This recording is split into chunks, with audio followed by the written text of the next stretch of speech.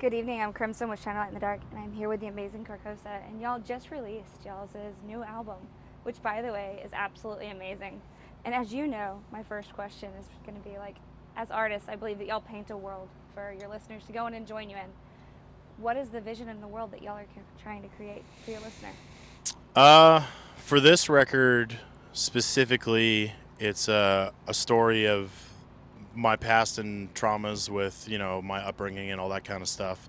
And I wanted to write a record about topics like that so that maybe people would feel more comfortable discussing their past. And it's more of like the overarching thing I say about it all the time is just catharsis. Like, this Yeah, is meant to be a healthy release for everybody. Yes, it's sad. There's nothing happy about this album, but in a way it is for me because I can finally put all this to rest and like actually move on, you know?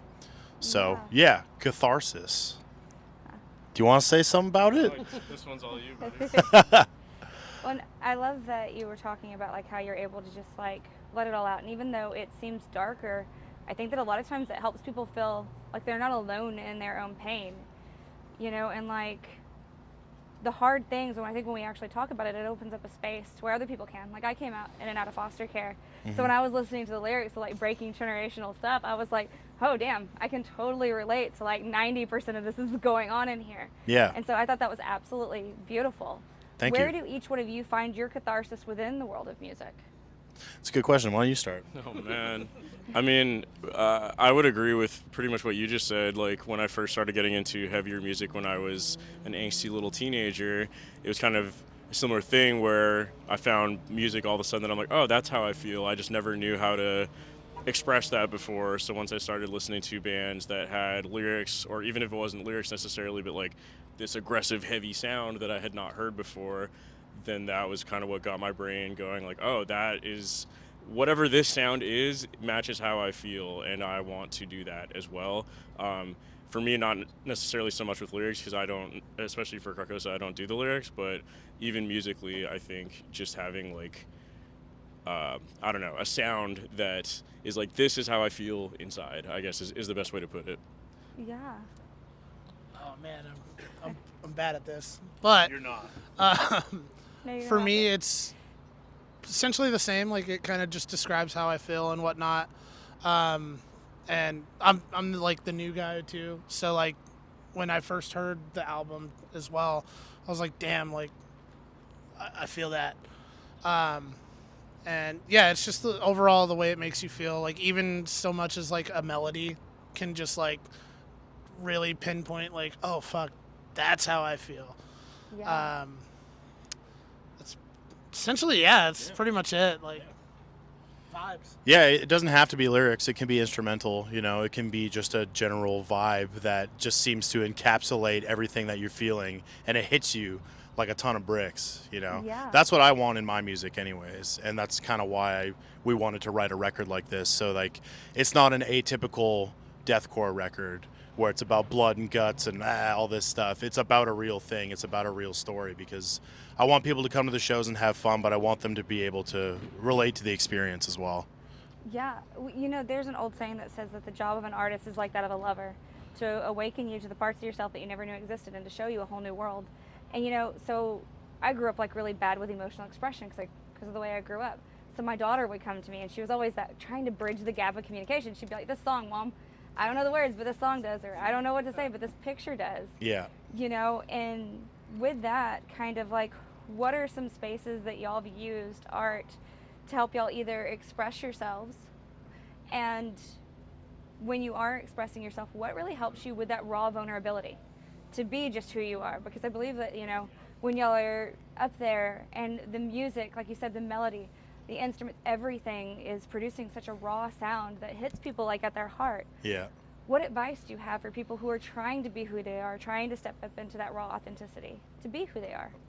I think at the core of it is just that. Just be who you are. Don't let other people determine who you're supposed to be based on stereotypes or anything like that, or whether you're supposed to fit into a particular mold. I don't think that should exist. I don't think that should be a thing, especially for younger people. Like, there's so much societal pressure when you're young to do, you should look like this, you should do that, you should love these people, you shouldn't. It's like, I don't know, why don't you just do whatever you want instead? Why don't you do what you feel is right for yourself? And that's kind of just what our music is like too, is like, we're not trying to copy other people. Sure, we have influences, but at the end of the Yeah. day, we're just trying to write the music that comes from us personally. I want it to feel personal, and I think we have at least done it on this record, you know, Y'all for sure. nailed it on this record. Thank Y'all you. did absolutely. You guys have anything on that? Yeah, sure. Yeah, so in terms of like more of an analytical approach to it, I always thought about writing music in the sense of like, I have, you know, let's say these 5 favorite bands, and I like this aspect of this one, and this one. I want to make something that sounds like all my favorite part of all 5 of these things. If those 5 bands existed together, what would that sound like? As like a jumping off point for inspiration, personally. And as for in terms of like how to be artistically true to yourself or your feelings, that is something that takes a long time for some people to figure out, myself included.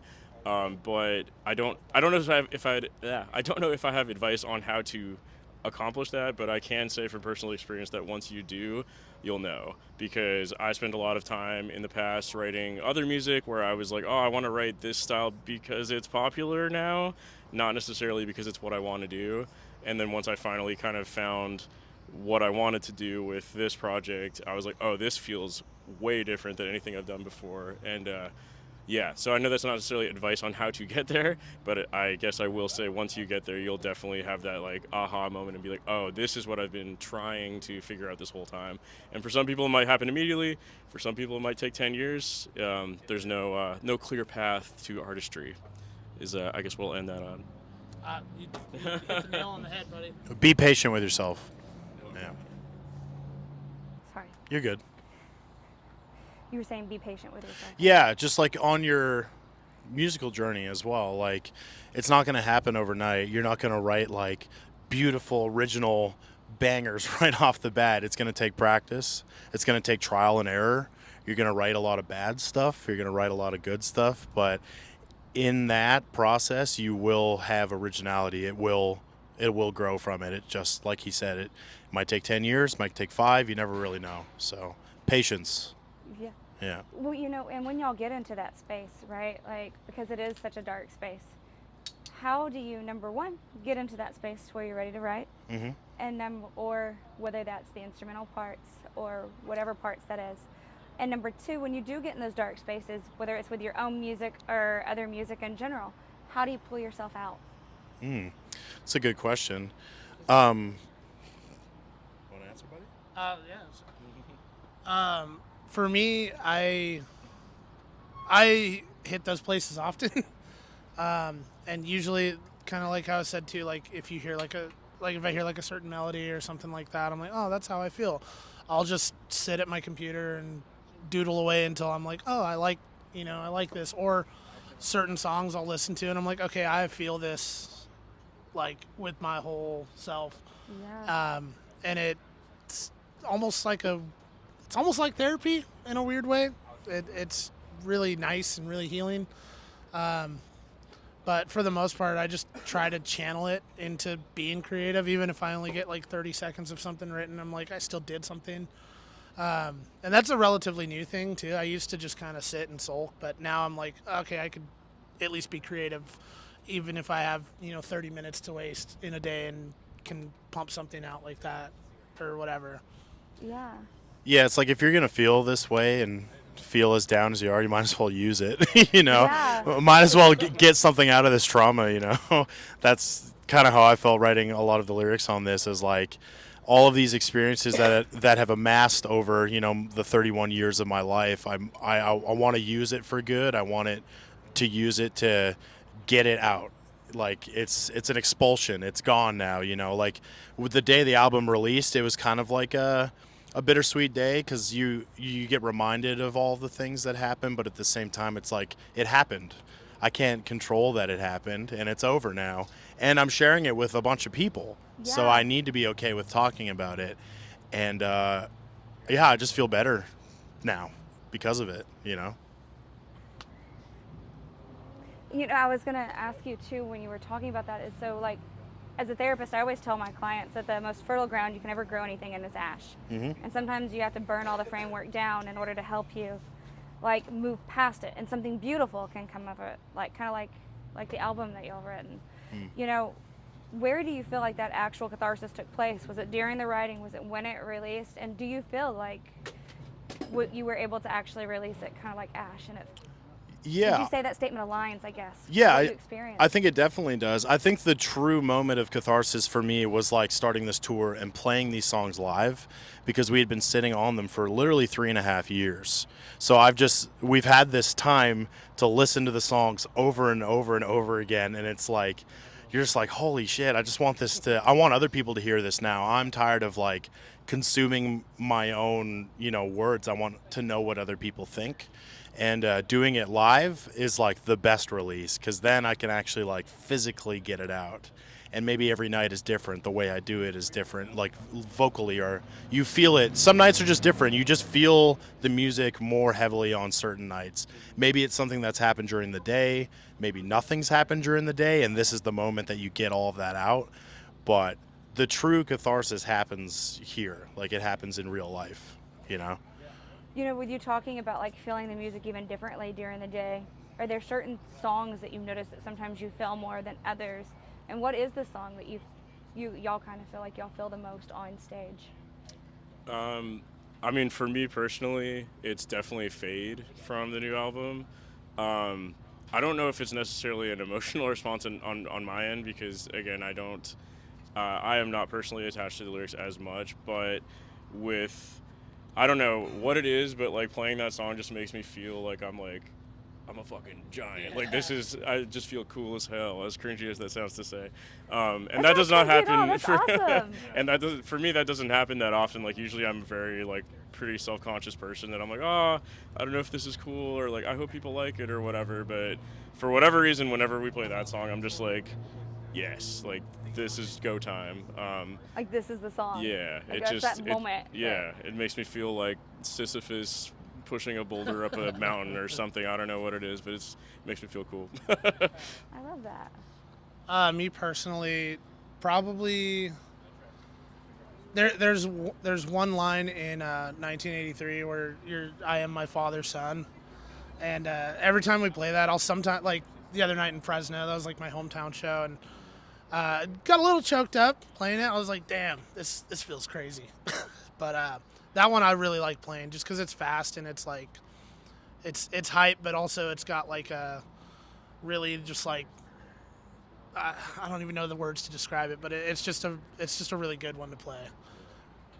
Yeah, Fade is also probably the most like actually angry song on the record too, lyrically. Like a lot of the other ones are definitely more like melancholic. It's more of like remembering sad things, where Fade is kind of like the fuck you song a little bit. So when we play that one live too, it's kind of more of a moment for me to dig in and kind of just be like, this one's for you. You know what I mean? Yeah. You know who you are. Yeah. Yeah. That moment, like you're almost taking back your power. Like, Yeah, wow, exactly. Fuck you, dude. That's exactly how it feels. Yeah. I was also gonna say, like, not related to playing live, but I just wanted to say that for me, like, a huge thing is also like, because I'm not involved in the lyric writing process, I don't really know what Johnny is going to do until I hear it for the first time.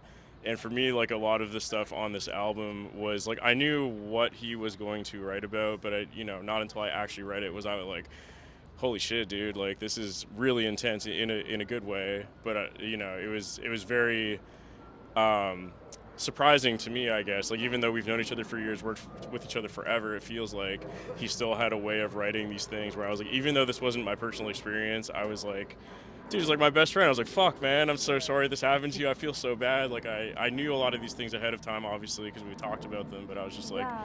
damn, like, reading it all laid out in this way, it was kind of surprising to me. Like, I didn't really anticipate being, like, reading and hearing the final version of the album being like, fuck. Like, we did that, and also, like, the way that Johnny wrote the lyrics. I know it feels weird to say such nice things about you when I'm sitting behind you, but it was just really cool. And he did a lot of things where he tied things back to lyrics from the first EP, which I have a lot of emotional attachment to that one. Again, he wrote it all, but it was an experience that was like more shared between all of us. So hearing a lot of the same words but recontextualized to mean the complete opposite thing, I was like, whoa, like I never would have anticipated you do that. So it was just really cool to, in a way, like experience it for the first time because I wasn't involved in that process. And then hearing it, I was like, oh shit, like Yeah. this is crazy. I didn't expect it to be this way, and I love it. But yeah, that's my little Johnny's the best moment. Thank you. No, I love that because it's almost even like that acknowledgement, like of the soul that was put into it, and like the way that you really laid everything so beautifully out on the track. Like it really was like you bared your soul to everyone, and you were just like, I don't give a fuck what anybody thinks about this at this point. I'm gonna be me. I'm gonna be raw, and I'm gonna be real. Yeah. And I'm just gonna bear me. And I think that that is one of the most beautiful things Yeah. in the world. Honestly, I really do. And so I appreciate you, and I appreciate all of you and what you're doing. And kind of even with that, there's an old saying too that says that the path of an artist is hard, especially because a lot of times it does have to stand up for itself. It has to embrace a path that hasn't really been written yet, so it's writing its own path. Yeah. What helps y'all the most when that path becomes hard? To stay true to yourself and to stay true to the path that you've chosen. That's a good question too. I think it just has a lot to do with being genuine in general. I don't really find myself to sugarcoat things ever in general. I'm a pretty forward person, I would say, and I want that to reflect in the music that we write as well. Like, I'm not going to write about an experience that I didn't have. Sure, I'll write a song about a movie or things that I like, but that's different. This was like you said, I'm bearing my soul. Like, I'm telling you stuff that actually happened in my life, like, and I'm comfortable talking about it. And that path, like, was set from the moment I started, writing some of these songs. I was like, this is what this record is going to be about. Like, we wrote a concept record for our first EP, and it was about something different. And then I wanted to do a concept again, but it had to be something else. And unfortunately, we've been through a lot of things as human beings, and I have other things to draw from. And the past with my father was the biggest thing. That was like the biggest thing, hands down, in my brain that I needed to get out. So like I was very just like determined and clear. I was like, this is the record. And I think it encapsulated the vibe like right off the bat. Like it was like uncompromising. This is what it has to sound like. Yeah. Anybody else? I mean, yeah, it was a. I'm sorry if this doesn't necessarily relate to the original question, but it was a lot different of a writing process instrumentally as well this time around because Johnny kind of came to us with essentially the first more than half of the album pretty much written by himself. And then, we added some things here and there as time went on. But we had never really done it that way before, where he kind of presented us with an idea where he's like, this is a concept I want to do. Here's what I've done so far. Like, do you guys want to do this? And how can we, flesh this out or finish it up? So it was very different than anything we've done before, where we kind of had like a blueprint, you could say, to work off of and add to. And yeah, I mean, I won't lie, like at first I was very resistant to that because I have always been very much like I want everyone to get together and all write together, which is just not possible because we're all touring all over the world and in different bands and so on and so forth. So once we started doing it this way, at first I was pretty resistant to it, but once I kind of heard the actual concept and especially read the lyrics, I was like, okay, like, this makes sense. This is really good also. So even if I'm like, fuck you, Johnny, I'm like, damn, he wrote a really good stuff and I still want to do it anyways. Yeah. But anyways, I'm kind of rambling a little bit, but you get my point. Yeah, I'm going to stop talking there because I forgot what my original point was. But yeah. Well, for the two of y'all, even, what has been the hardest part on y'all's path as an artist? What's helped y'all stay true to yourselves? Honestly, this is going to sound like a really corny answer, and I promise I'm not pumping y'all's tires, but these guys have genuinely kept me super level-headed and just happy. I've been touring since I was like 17, so like it's you do stuff and you fall down paths that you don't want to go to, and then you meet people that are like actually genuine and they make you love it again. And Yeah. that's just been the vibe ever since I've been around with Carcosa, and I've genuinely loved every moment of it. Yeah, I mean, to piggyback off of that, I think it's like to keep us on our path is to surround yourself with people who are like-minded and with people who are genuinely themselves. Like Duber is new to our group. He's somewhat new to our group. We've done every tour we've ever done with Duber, but he's been crew. And when our drummer Travis joined Spite, it was like a no-brainer to bring in Duber because he's been with us through so much of the shit that we've gone through. Almost died together in a van, like stuff like that brings you together, right? And like you kind of want those people around because it makes everything feel level. I feel like I know everybody so well that I'm just immediately and always in a comfortable environment. He's done all but 2 tours without me. Literally, there's only 2 tours in my entire life I've done without him. So like Oh. I've spent so much time with this guy, and like just being around people I'm comfortable with is just like what keeps me on the straight and narrow, keeps everybody in check, right? Yeah. Yeah. Yeah, I mean, pretty much, similar to these two guys, but also, I think I kind of mentioned this already, but also realizing that in the past, when I was trying to do other types of music that I could tell I wasn't like fully emotionally invested in, and then finding, the path that led to Carcosa, and finally being able to tour and play live shows and seeing like an actual in-person live to my face reaction of music that we all wrote together is unlike anything. It's not like any experience that anybody who doesn't play music will ever know, or any form of art where you can see like an actual in-person reaction to what you're doing. There really isn't any equivalent to that I've ever experienced in my life, and that definitely helps me to know that we are doing something that is worth doing, and just is very emotionally rewarding for sure. Even if there might be some shows or tours where we're like, like maybe we didn't really make much money on this tour or whatever, but it's like, hey, we still did this crazy thing that most musicians will never be able to do ever. So the fact that we somehow managed to get this insane music to this level that we can do this is shocking to me, and definitely helps keep me motivated for sure. Yeah. Yeah. What was kind of the moment each one of you knew that y'all wanted to be musicians and this is how y'all wanted to express yourselves? Oh, buddy. For me, it was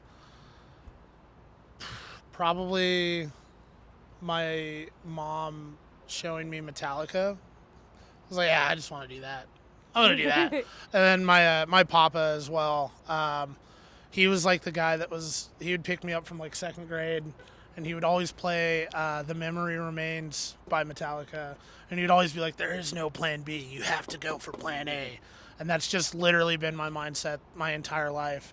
And there was some moments where I was like, I have like negative $100 in my bank, and I'm in, Iowa with nothing. Maybe this isn't for me, and then you just keep going, and it ends up working, and it's like, all right, this was the right path. Like, I'm happy I'm here. Oh man, my my path to get here was very weird because I actually never intended to be in a band originally.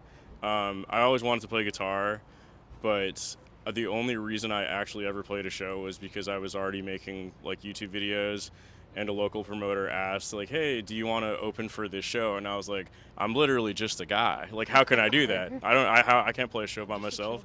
Yeah, like that would be the most cringe thing ever." And I didn't want to do that, but I did want to play the show. So I was like, okay, well, I mean, that sounds fun. Maybe I don't even know if I'm gonna like it, but I luckily managed to find some friends to learn stuff that I wrote, which was, arguably good or bad back in the day. And we played our first show ever, and I was like, oh shit, that was really fun. And I had, only ever played like a high school talent show before, so not the same at all. So the first time playing like original music to a group of people that actually wanted to hear it, I was like, whoa. Yeah, it's pretty neat actually. I do like that, and that kind of started the obsession. But for me, it was weird because that was much later in life. I would think I was like 19 or something when I did that, and until that point, I had never even considered like I want to be in a band and tour one day. Like that was never even a thought in my mind. I was more so like I'm gonna be a computer scientist, and like it was never my plan A. So the complete opposite of Duver, which is very interesting. Um, but yeah, so that's my thing. It was never my plan A either.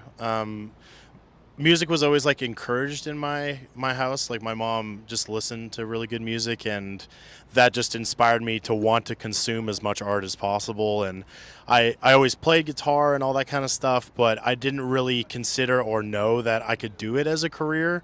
Like it just wasn't in my brain. I'm a Canadian kid. I grew up in rural Canada, so I played hockey my whole life, and I was like, hockey's what I'm gonna do. Like this is what I'm gonna be a hockey player, which is crazy to say because that's already super hard to do.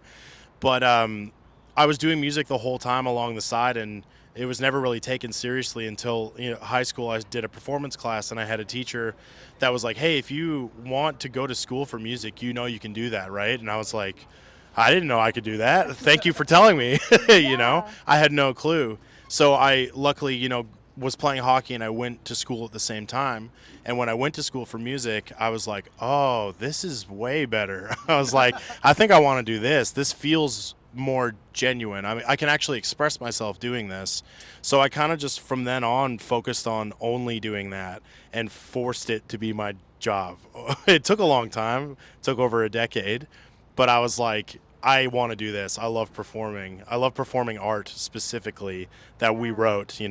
I played country music for 8 years, and I hated every minute of it because it did not feel genuine. I wasn't playing my own music. I wasn't playing the type of music I really wanted to play. And until I joined, metal bands and started playing heavy stuff, I was like, all right, this is what I want to do. And luckily, I get to do it. And I cherish every single day I get to go up on stage and make fart noises with my mouth. I love each one of y'all's answers, and I love how even like for you, you always kind of knew it, so you like almost manifested it into your reality. And for the two of you, it kind of manifested y'all into its reality. Yeah, it just forced it to be a part of our lives, which I'm okay with. And then it even like brought you all together, and I think that is beautiful. And y'all, I can't say in words enough how much I appreciate y'all being so raw and so vulnerable and just so open as you are as souls. I have to ask though, from each one of you, from a different aspect, whether that's been through the album process of writing, through playing, or on tour, what has been the most challenging part of the new record? I think just kind of facing the trauma every night, talking about it every night with people, or people sharing their stories. It doesn't have to be exactly the same as mine. It's transferable. Anybody can relate to it in a different way. And I think hearing that other people have gone through such awful things can really weigh on you over time. But if I didn't want that to be the case, I wouldn't have written the lyrics that I wrote. I want people to feel okay and comfortable talking about this stuff, and myself included. So some nights are harder than others because your thoughts can dwell on the negative, but at the end of the day, you have to remember, like, this is the bed you made, dog. You're laying in it. But I wouldn't trade it. I still love it, even if it's hard. I don't think everything should be easy, but that's just my opinion. Yeah, I mean, my answer is more on the logistical end of things because we've never released an album while being on tour, and I severely underestimated how difficult that was going to be. I don't think I would ever do this again. However, it is also really cool, like we were saying earlier, to see real-time feedback to the album when it comes out. So, like, there was definitely pros to it as well, but I don't know. I think I'm more used to being on like the planning end of things and being in a really really hot RV that's shaking and everything is loud and not sleeping, and trying to also somehow release an album at the same time was very hard. um, so that is probably the most difficult part of the album for me, and also the other part was honestly just how long it took, which I 100% think it was the right call now. But I mean, Johnny will attest to this more than anybody. I'm a very impatient person, and 3.5 years for this album to finally come out like drove me insane. Sometimes, like there was many days where I was like, let's just do 5 songs only instead, like fuck the whole album. And obviously I'm glad we never did any of that stuff, but I tend to be more of an analytical thinker than an emotional thinker, where I'm like, this has to happen now because if this date lines up with this and this and this, like I like spiral like that. Yeah. So it's hard to I guess, force myself to not do that because I'm like, again, this is a more emotional release for many reasons, and it was obviously worth it putting in the extra time to have a fully developed idea and not kind of like taking a half measure and being like, yeah, it would have been nice to have half of this out a year ago, but in the grand scheme of things, it's not like it actually would have helped. It would have just made me feel better, which doesn't really matter for the purpose of this overall piece of art. Yeah, that's all I'll say about that. I wasn't involved in like the making of the album, but the biggest challenge for me was learning it. Up there. There's some crazy drums on that, and it's been some pretty big shoes to fill. But I'm just happy to be here. He's doing fantastic. You'll see him tonight. He's playing the songs perfectly. So I know. I'm excited. I know you're killing it. I'm excited to see y'all all kill it tonight, honestly. thank you. And I really do appreciate all of y'all's times. I want to make sure I honor y'all. But I want to ask one more last question because I believe you can tell a lot about a person by what their current song is that they have on replay. What is your current replay song? Do you guys have an answer right off the I bat? have an answer. You go ahead. All right, this is gonna sound like some turbo sad boy stuff, but that new Bad Omen song, Spectre. Oh my God. I love it. It's so catchy and just like it, you just feel it in your chest. I've been listening to that a lot, and then also Johnny actually showed me this band. I cycle between that and this song called "The Feeling of Letting Go" by Moxie, the band. Feeling of letting go. Very good. Her voice is insane.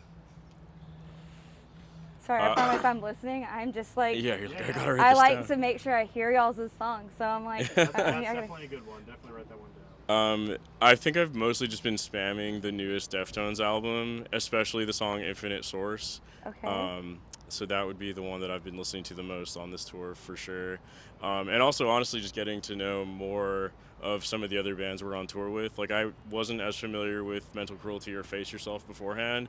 And seeing them live every night, I'm like, oh shit, why haven't I listened to these guys before? So it's been cool to discover some of their music like in real time and then go and listen to it on record as well, because as we all know, it also sounds different live and on record, and sometimes it hits better live or on record, and it's been cool. Yeah, there's been tons of new stuff that I've heard from these bands playing that I've definitely gone and added to my playlist as well. 10 hours of rain sound. Oh yeah, my number one Spotify song of the year, 10 hours rain to fall asleep to. Oh, love You, it. you know what's funny is like when we did this interview with Angel Maker, Ian's answer to what are you listening to was static. So anything is better than that. I know, it's so funny. I listen to so much different music all the time, but I'd say like the past week I've been listening to an artist that I listened to growing up, Stevie Ray Vaughan, Texas guy, you guys all know. Yeah. But I really like the ability that some instrumentalists have to be able to speak through an instrument. Right? Do you know what I mean? Like he can make his guitar sound like it's talking and it's feeling something. It's the blues, right? So it's Yeah. all based on feeling. So today I was listening to Little Wing a lot. It's the Jimi Hendrix cover that he does. Okay. It's just such an expressive song. There's no lyrics, it's just guitar, but you feel everything he does, and I just like encapsulating myself in people who are incredibly talented just by playing an instrument that millions of people can play, like Yeah. finding a unique voice on an instrument I think is like so hard to do, like with your voice, your speaking voice, you sound like you, but with your guitar it's like really hard. So yeah, I love it. I think it's great. Johnny is the designated vibe. So every single night, we get onto the RV, we're loaded up. He's got his little JBL speaker, and it's just vibe, a 24/7 vibe. Everything from country to freaking dance to 2010s pop to, I don't know, freaking glorp or whatever it's called. Yeah. He is the vibe. I have this new thing. I don't know why. I just like really like DJing. Like Oh, cool. I really like to just sit down and then just play music. Maybe it's a part of like autism that I have or something. But I just love like Call that stimming. stimming. Yeah. I just love setting a vibe and living in it. That's pretty much it. So maybe I'm selfish, but I love it. yeah. I love every minute of it. Are y'all big stimmers with music? Like, can y'all listen Oh, to the yeah. same song like over and Us over again until the dopamine runs out? Us too. Yeah. So the first week of this tour, our driver was on another tour, so I drove the first week, and I would just be up there playing tunes. Johnny would come sit shotgun, and he would just hop on our little Spotify jam, and we'd just both just go off, just like ultimate playlist. Like we are definitely the designated stemmers for sure. Yeah. Dube and I have very similar taste in music, so we're always popping stuff off. You know, it's so funny because I always tell my clients, you know, like especially like in couples therapy or like when they're trying to work through things like relationship wise, I'm like, listen to what they're listening to. Yeah. What they're listening to right now will tell you everything that they haven't told you. Yeah. Because there's a reason they're connecting to that song. There's a reason they're playing it. There's a reason that they, like when they hear either the instrumental kick on or the voice or whatever's they're being drawn to that because it's something they're struggling to either express in their real life or that they're afraid to. And that's why I think that, you know, when y'all are so vulnerable as artists, it makes such a huge impact because y'all then become another voice. Because like with my daughter, half the time, like when she was doing it, she actually she knew she was feeling something, but she couldn't quite even fathom the words that she was supposed to come up with. And Yeah. then she would sit there and she'd just resonate with it. And she would stem, you know, we both are on the spectrum. And Yeah. she'd just sit there and she'd stem with it. And she'd be like, Mom, words, those are the words. Yeah. Words be hard. I'm feeling away. I don't know why, but this is it, you know? Exactly. That's really cool. That's a really interesting way to look at that. I've never considered that before. And then y'all as artists, you're like you were working through that emotion. Like you were almost teaching her how to work through that emotion. For sure, yeah. And what's even more beautiful about it is when that rawness comes out, they know that there's another side. Yeah. Like you can get through that other side, even though it feels like at that moment it's death and you can't. Yeah. We're still here, right? Exactly. We're doing it. And you're rocking it. Yeah. You guys are awesome. With a smile on my face, too. You know, I'm not up there doom and gloom. You know, let's have a good time. Let's be sad together, y'all. Yeah. Well, you know, I think what a lot of people forget too is like when you've talked about a story or you've expressed an emotion enough, it loses some of that emphasis that used to make you like feel like it was killing you. Yeah. Where now it's able to actually be released in just a part of your story that you're able to talk about. Yeah. Instead of something that emotionally feels like it's like controlling. And so I really think that that's beautiful. And I really honor each and every one of you for what y'all do. I think that your paths are beautiful and you all have beautiful souls. So thank you so much. Thank you. Thank you. Really appreciate it. Yes, thank you.